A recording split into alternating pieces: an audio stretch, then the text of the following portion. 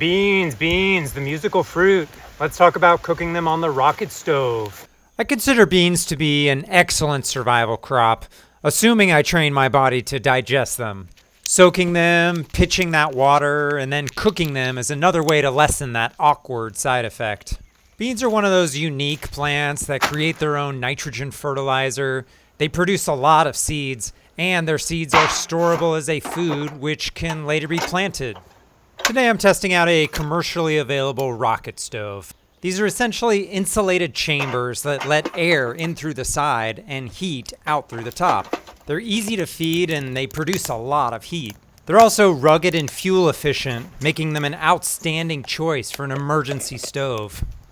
I wouldn't try to roast or saute on a rocket stove. Their heat is too strong and it disappears soon after I stop feeding it sticks. They're more useful for bringing a pot of water to a boil rapidly. This means my soup with lima beans is a perfect choice for blasting on the rocket stove. And yes, these are biomass stoves that will burn just about anything. Things like pine cones, coconut shells, acorns, walnuts, peach pits, even beans if you had to. From a self-sufficiency standpoint, I'd say beans and a rocket stove are a combo worth knowing about.